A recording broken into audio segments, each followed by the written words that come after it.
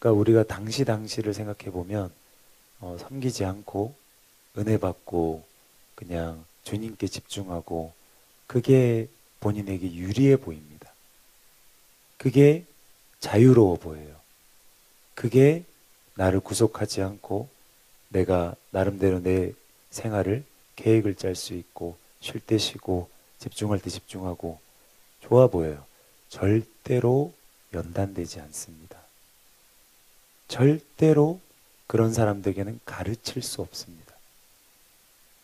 제가 뭘 가르칠 수 있다고 말씀드리는 것이 아니라 저도 지난 10년간을 이 사랑하는 교회에 또 하나님의 사람들에게 붙어 있으면서 할 수 있어서 한 것이 아니고 그저 주님이 좋아서 그저 하나님이 세우신 이분들이 너무나 귀하여서 이분들을 닮고 싶고 조금이라도 도와드리고 싶고 할 수 있어서 한 게 아니라 그 마음 때문에 주님이 붙여주셔서 붙여주시면 죽이 되든 밥이 되든 그냥 섬긴 거예요.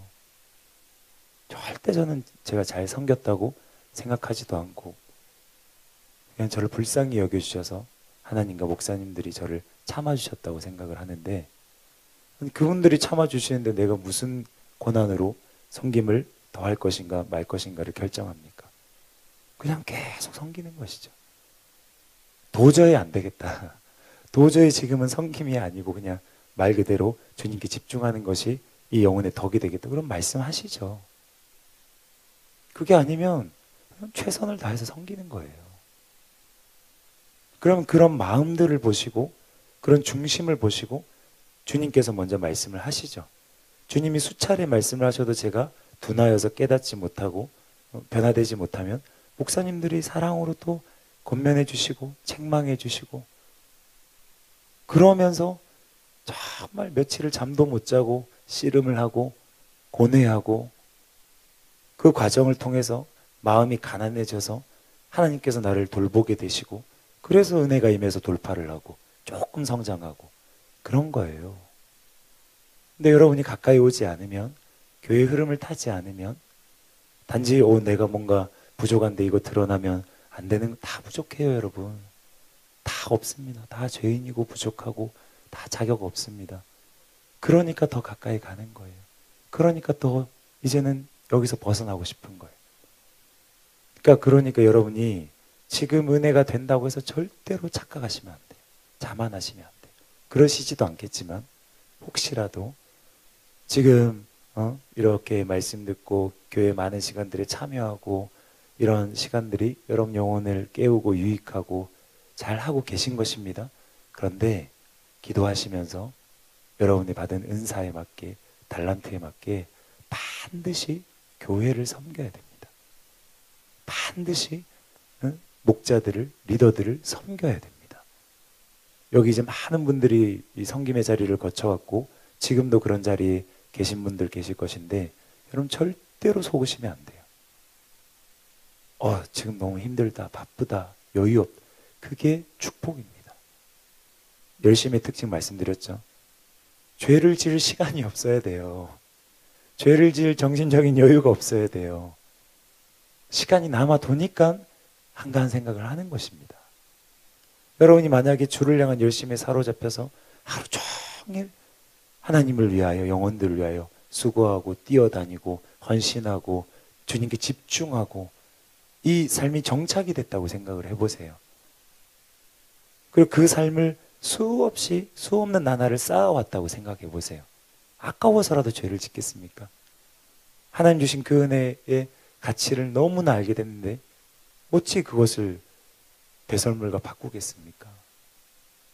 그러니까 여러분이 먼저는 섬기셔야 된다.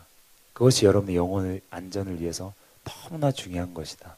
두 번째는 섬기되 그냥 섬기면 안 돼요. 그냥 섬긴 사람들이 많았는데 그 친구들도 다 나가 떨어졌어요. 섬기되 흐름을 타면서 섬겨야 돼요. 그러니까 여러분이 섬기는 자리에서만 만날 수 있는 주님이 있고요. 섬기는 자리에서만 주님께서 가르쳐 주실 수 있는 겸손이 있고요.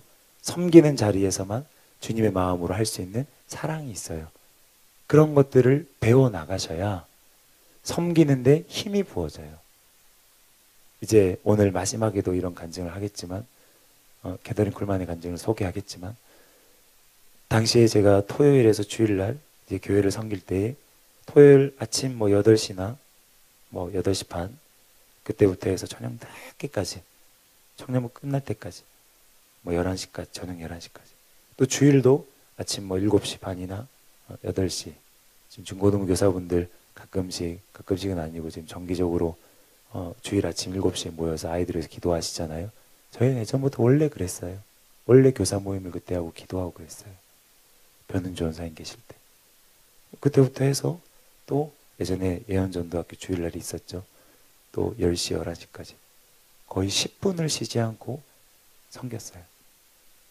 여기 섬기다가 짬나면 화장실 가서 화장실 청소하고 또 짬나면 분리수거하고 또 짬나면 중고등부 가서 아이들 가르치고 계속 그런 식으로 돌아갔죠.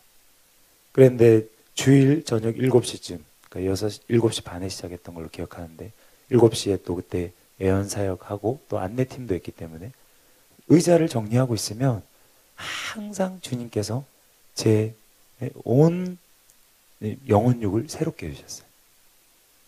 의자를 닦고 줄 맞추고 뭐 내렸다가 올렸다가 하는데 제 몸에 그냥 알 수 없는 곳으로부터 새 힘이 부어져요. 어떤 느낌이냐면 토요일 아침부터 다시 다 할 수 있을 것 같아요. 여러분 이해가 되세요?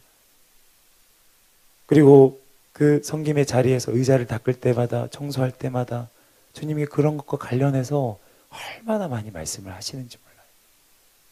그러니까 거기에서만 들을 수 있는 그 주님의 마음이 있고 섬기는 자에게만 부어지는 예전에 김선준 전사님께서 그 향유옥합을 깨뜨리 마리아의 마음을 나누면서 자판기를 청소하면서 있었던 주님의 음성을 말씀하셨잖아요.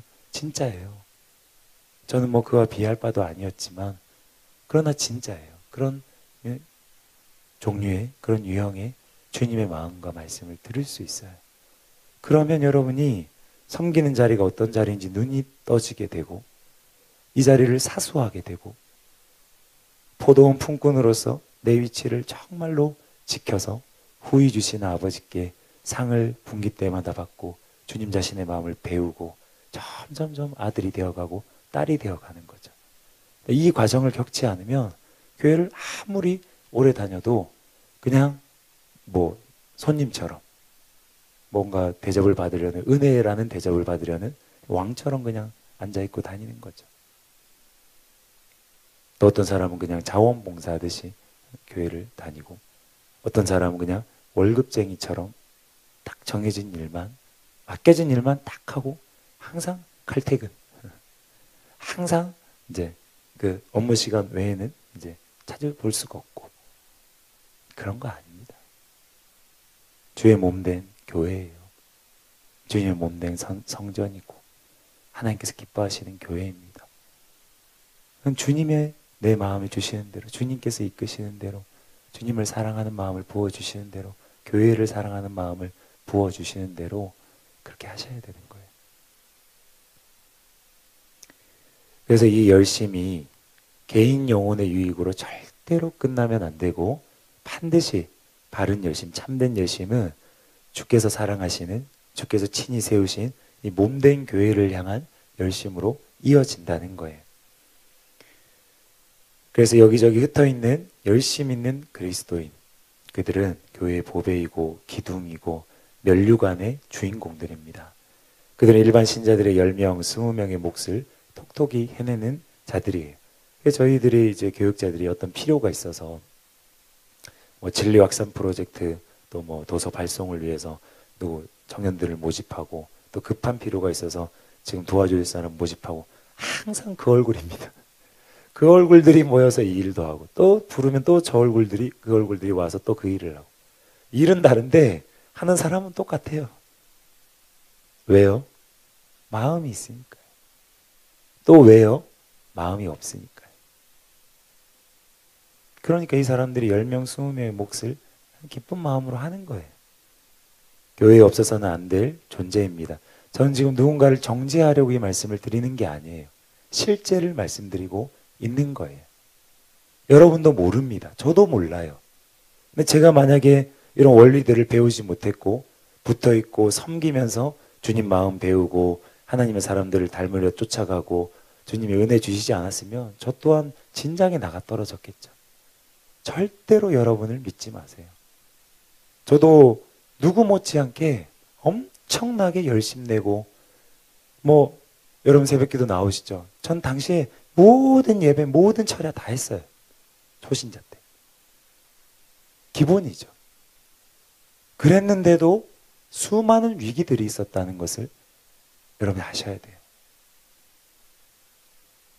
그래서 혼자 가는 것은 순간순간은 빨리 갈 수 있지만 함께 가는 것이 멀리 가는 것이다. 아프리카 속담처럼 여러분이 공동체 안으로 들어오고 나를 내어 보이고 용기를 내어서 그래서 다룬 받을 건 다룬 받고 또 은혜 받을 걸 또 은혜 받고 그러면서 함께 붙잡아 주면서 가는 것 그게 지혜이고요. 어느 누구도 안전하지 않습니다. 그렇지 않으면.